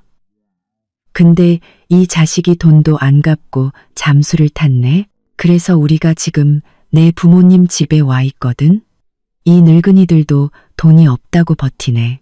남자의 목소리에는 비웃음이 섞여 있었습니다. 잘 들어. 30분 안에 현금 8억 안 보이면 내 부모님 어떻게 될지 장담 못해. 팔 하나를 자를까? 다리 하나를 부러뜨릴까? 네가 골라. 그 말이 끝나기가 무섭게 전화기 너머로 엄마의 찢어지는 듯한 울음소리가 들려왔습니다. 서연아, 우리 좀 살려줘. 이 사람들이 사람 죽이겠어. 퍽하는 소리와 함께 비명소리, 그리고 아버지의 늙고 겁에 질린 목소리가 뒤섞여 들려왔습니다. 때리지 마시오. 때리지 마시오. 우리가 어떻게든 해볼 테니. 서연아, 서연아, 제발 우리 좀 살려다오. 제 심장이 바닥으로 곤두박질 쳤습니다. 사채업자들이 정말로 부모님을 찾아간 것입니다. 민주는 출장 중이었고 저는 순간 머릿속이 하얘졌습니다. 손바닥은 식은땀으로 축축했습니다. 들었어? 30분 안에 현금 8억. 서쪽 외곽에 있는 낡은 방직 공장 3번 창고로 가져와. 경찰에 신고하면 이 늙은이들 시체나 수습할 준비에. 남자는 악랄하게 장소를 말하고는 제 대답도 듣지 않고 전화를 끊어버렸습니다. 뚜 하는 소리를 들으며 저는 침대에 앉아 심장이 미친 듯이 뛰는 것을 느꼈습니다. 8억 현금, 30분, 폐공장. 이건 명백한 함정이었습니다. 그들의 진짜 목표는 돈이 아니거나 돈만이 아닐 것입니다. 분명 저와 민준의 관계를 알아내고 부모님을 이용해 저를 끌어내려는 속셈이었습니다. 가면 분명히 위험할 것입니다. 하지만 가지 않으면 부모님은 비록 그들에게 마음이 차갑게 식었지만 사채업자들에게 해코지당하는 것을 보고만 있을 수는 없었습니다. 저는 스스로를 다잡으며 심호흡을 했습니다. 우선 경찰에 신고하면 부모님이 더 위험해질 것입니다. 둘째, 혼자 멍청하게 그곳으로 갈 수는 없습니다. 둘째, 저는 즉시 휴대폰을 들어 민준에게 전화를 걸었습니다. 고객님의 전화기가 꺼져 있어. 아마 비행기 아니거나 회의장 전파가 차단된 모양이었습니다. 어떡하지? 그래, 최 집사님, 오 아주머니. 저는 즉시 이불을 박차고 일어나 잠옷바람으로 침실을 뛰쳐나갔습니다. 최 집사님, 오 아주머니. 곧 잠옷 차림의 최 집사님과 오 아주머니가 각자의 방에서 황급히 달려나왔습니다. 사모님, 무슨 일이십니까? 제 창백한 얼굴을 본 최 집사님이 긴장된 목소리로 물었습니다. 저는 최대한 간결하게 상황을 설명했습니다. 최 집사님과 오 아주머니의 얼굴도 순식간에 굳어졌습니다. 사모님, 절대 가시면 안 됩니다. 너무 위험합니다. 오 아주머니가 제 팔을 붙잡고 떨리는 목소리로 말했습니다. 경험이 많은 최 집사님은 좀 더 침착했습니다. 상대방이 계획적으로 움직이고 있습니다. 현금과 장소를 지정한 것은 명백한 함정입니다. 회장님께서 안 계신 지금 사모님을 위험에 빠뜨릴 수는 없습니다. 제가 즉시 보안팀장님과 회장님 직속 비서실에 연락하겠습니다. 이런 비상 상황에 대한 대비책이 있을 겁니다. 하지만 우리 부모님은 제 목소리가 떨렸습니다. 사모님, 경황이 없으셔서 그렇습니다. 최 집사님은 단호하게 말했습니다. 그들이 부모님을 잡은 것은 사모님을 끌어내기 위함입니다. 만약 사모님께서 가시면 그들의 계획에 그대로 말려드는 것입니다. 사람을 구하기는커녕 사모님까지 위험해지실 겁니다. 그렇게 되면 회장님께서 더 난처한 상황에 빠지게 됩니다. 최 집사님의 말은 마치 찬물처럼 제 정신을 번쩍 들게 했습니다. 그래, 저는 혼자가 아닙니다. 제 뒤에는 민준과 MJ 그룹이 있습니다. 제가 잘못되면 그 파장은 상상할 수 없을 것입니다. 알겠어요. 집사님 말씀대로 할게요. 저는 애써 평정을 되찾았습니다. 최 집사님은 즉시 연락을 취해주세요. 오, 아주머니, 저 물 한 잔만 갖다 주시겠어요? 최 집사님은 서재로 달려갔고 오 아주머니는 저를 부축해 침실로 돌아와 따뜻한 물을 가져다 주었습니다. 손은 여전히 떨렸지만 머리는 빠르게 돌아가기 시작했습니다. 상대는 누구일까? 단순한 사채업자일까? 아니면 사채업자를 가장한 민준의 사업상 경쟁자일까? 오빠 김서준은 이 일에 얼마나 관여했을까? 시간은 1초가 1년처럼 느리게 흘러갔습니다. 제가 불안에 잠식될 무렵 최 집사님이 빠른 걸음으로 들어왔습니다. 사모님, 회장님 직속 비서실과 연락이 닿았습니다. 이미 인력을 동원해서 한 팀은 서쪽 외곽 창고 주변을 감시하고 다른 한 팀은 상대의 배우와 부모님께서 감금된 정확한 위치를 추적하고 있습니다. 저희에게는 절대 움직이지 말고 회장님께서 돌아오실 때까지 기다리라고 했습니다. 조치가 취해졌다는 말에 제 불안한 마음이 조금은 가라앉았습니다. 하지만 부모님이 아직 납치범들의 손에 있다는 생각에 여전히 초조했습니다.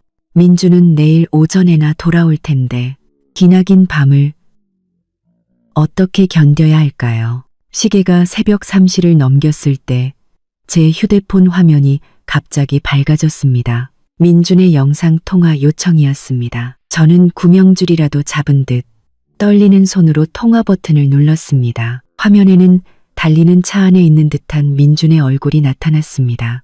서연아. 그의 목소리는 다급했지만 이상할 정도로 침착했습니다. 듣고 있어.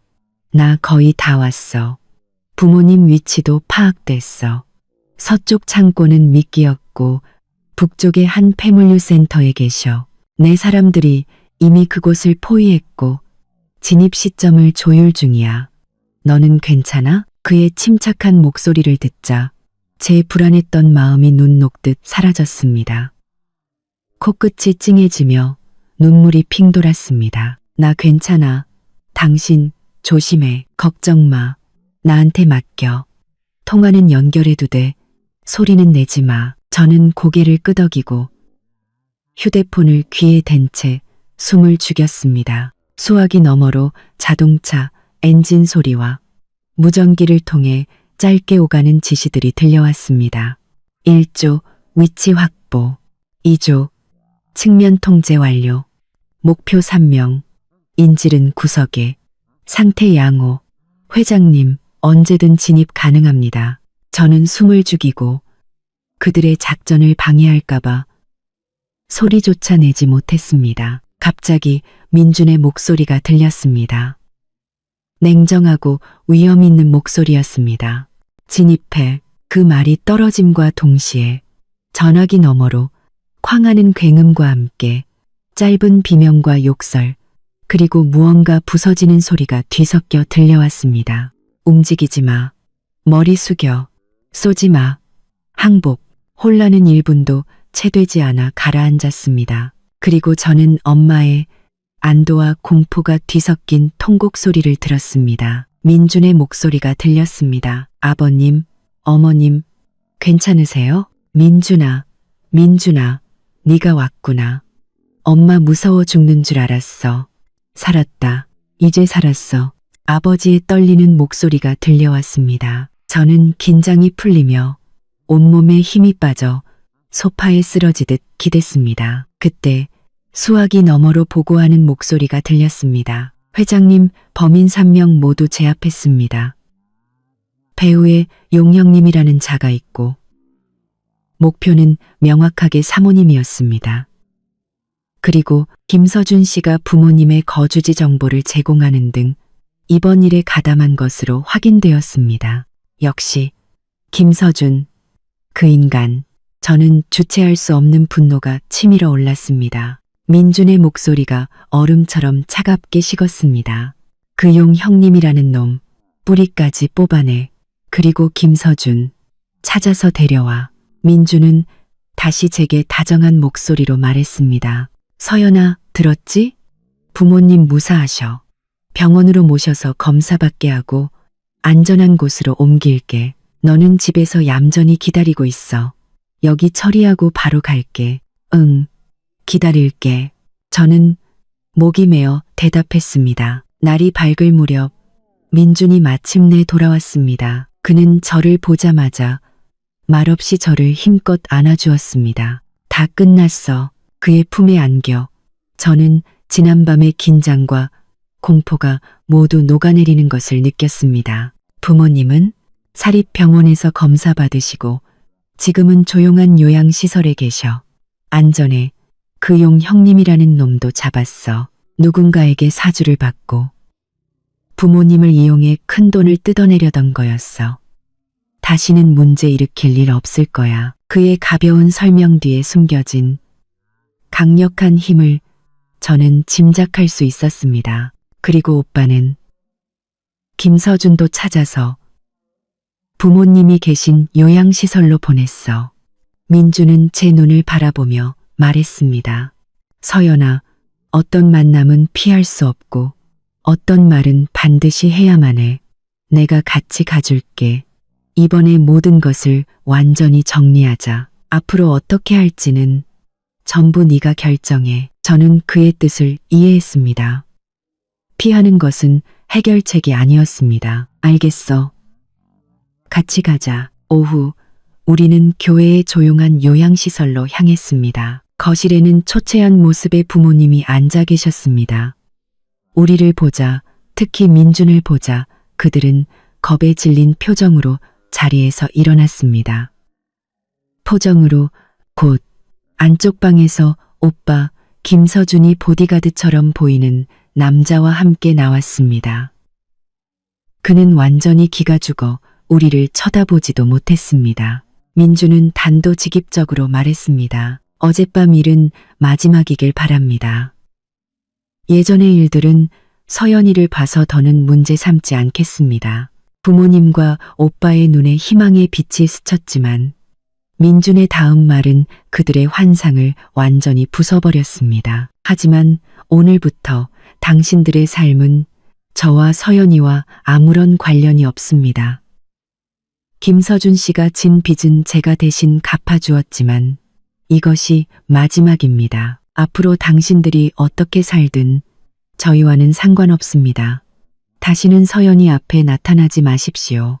만약 다음이 있다면 그 결과는 당신들이 절대 감당할 수 없을 겁니다. 그의 말은 최종 판결과도 같았습니다. 부모님은 잿빛 얼굴로 고개를 숙였고 오빠는 그 자리에 주저앉을 뻔했습니다. 저는 그들을 보며 마지막 인사를 건넸습니다. 아빠, 엄마, 오빠, 잘 지내.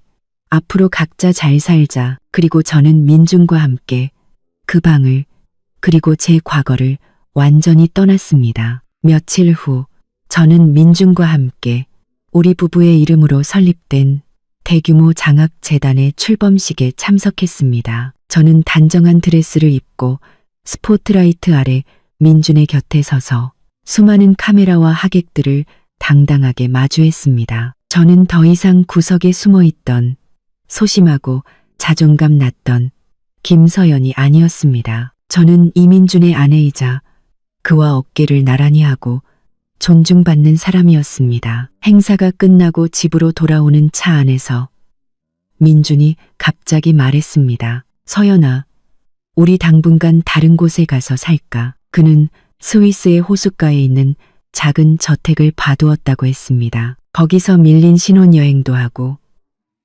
당신이 하고 싶었던 디자인 공부도 마음껏 해. 그는 제가 마음속에 품고 있던 작은 꿈까지 기억하고 있었습니다. 저는 그의 어깨에 기대며 웃었습니다. 좋아요. 그런데 이 회장님, 이거 혹시 금옥장교, 치무장교 아니에요? 민주는 낮게 웃으며 제 귓가에 속삭였습니다. 아니, 내가 어렵게 되찾은 보물을 데리고 진짜 행복한 삶을 살러 가는 거지. 창밖으로 도시의 불빛이 반짝였습니다.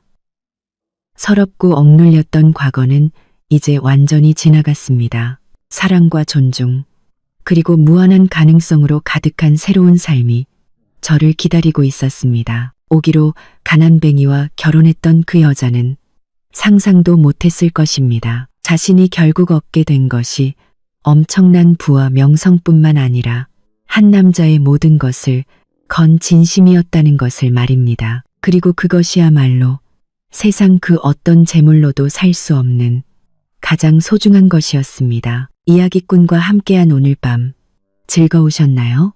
여러분의 구독과 좋아요는 더 재미있는 이야기를 만드는데 큰 힘이 됩니다.